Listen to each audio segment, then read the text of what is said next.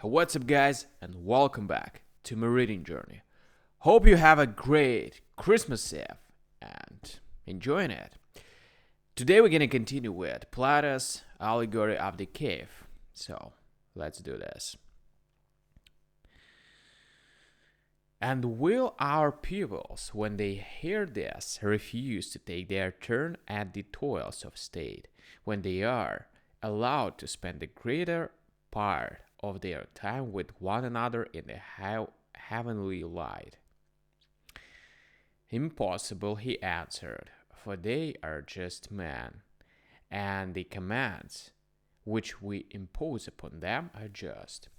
There can be no doubt that every one of them will take office as a stern necessity, and not after the fashion of our present rules of state.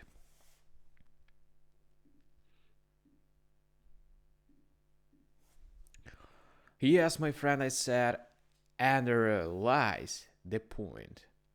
You must contrive for your future rules another and a better life than that of a ruler, and then you may have a well-ordered state, for only in the state which offers this will they rule who are truly rich, not in silver and gold, but in virtue and wisdom, which are the true blessings of life. Whereas if they go and whereas they if they go to the administration of public affairs, poor and hungering after their own private advantage, thinking that hence they are to snatch the chief good, other there can never be, for they will be fighting about office, and the civil and domestic broils which thus arise will be the ruin of the rulers themselves and of the whole state. More true, he replied, and the only life which looks down upon the life of political ambition is that of true philosophy. Do you know of any other?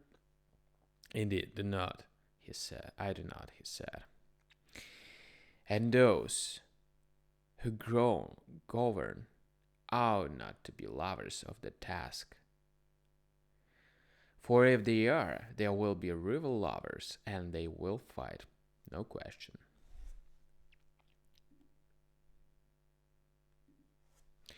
Who then are those who shall compel to be guardians? Surely they will be the men who are wisest about affairs of state, and by whom the state is best administered, and who at the same time have other honors and another and a better life than that of politics. They are the men, and I will choose them, he replied. And now shall we consider in what way such guardians will be produced, and how they are to be brought from darkness to light, as Summer said, to have ascended from the world below to the gods. By all means, he replied.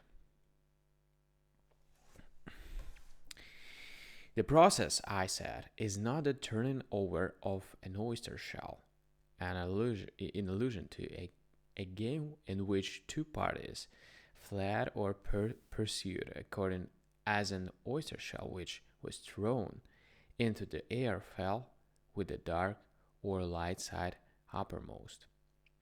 But the turning round of a soul passing from a day which is little better than night, and to the true day of being, that is, the ascent from below, which we affirm to be true philosophy.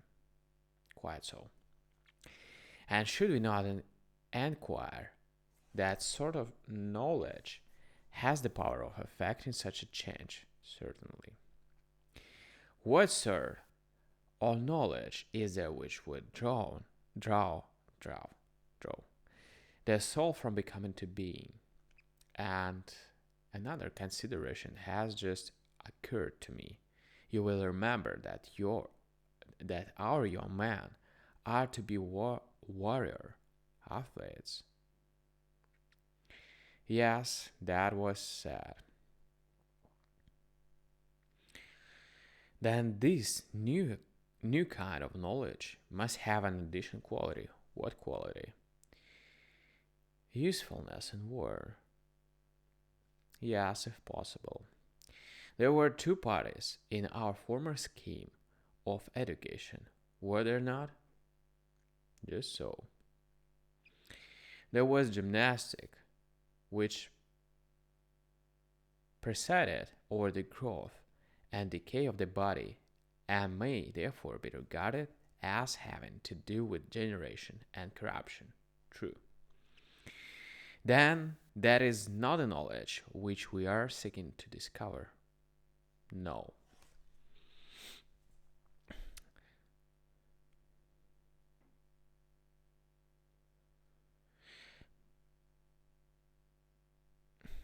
But what do you say of music, which also entered to a certain extent into our former scheme?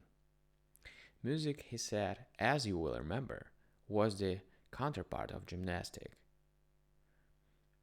and trained the guardians by the influences of habit, by harmony, making them harmonious, by rhythmical, but not giving them signs. And the words, whether fabulous or possibly true, had kindred elements of rhythm and harmony in them, but in music there was nothing which tended to that good which you are now seeking. You're most accurate, I said, in your recollection. In music there certainly was nothing of the kind. But what branch of knowledge is there, my dear Glaucon, which is of the desired nature, since all the useful arts were reckoned mean by us? Undoubtedly. And yet, if music and gymnastic are excluded, and the arts are also excluded, what remains? Well, I said there may be nothing left of our special subjects, and then we shall have to take something which is not special, but of universal application. What may that be? As something which all arts and sciences and intelligences use in common, and which everyone first has to learn among the elements of education. What is that? A little matter of distinguishing one, two, and three in a word, number and calculation. Do not all arts and sciences necessarily partake of them? Yes. Then the art of war partakes of them. To be sure.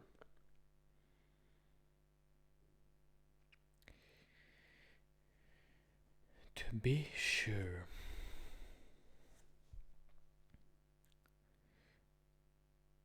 Then Palamedes, whenever he appears in tragedy, proves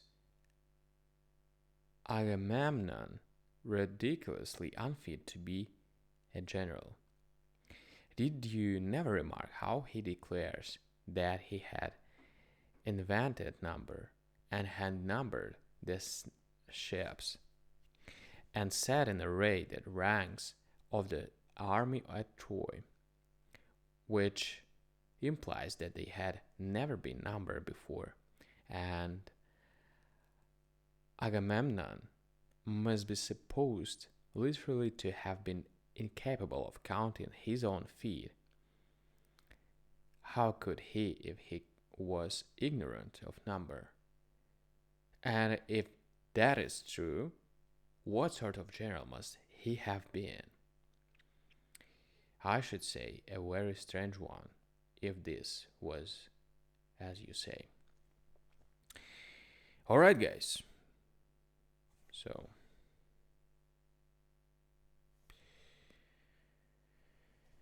alright. So, we're gonna continue tomorrow. And having a great evening, Christmas evening. Yeah. See you tomorrow. Bye.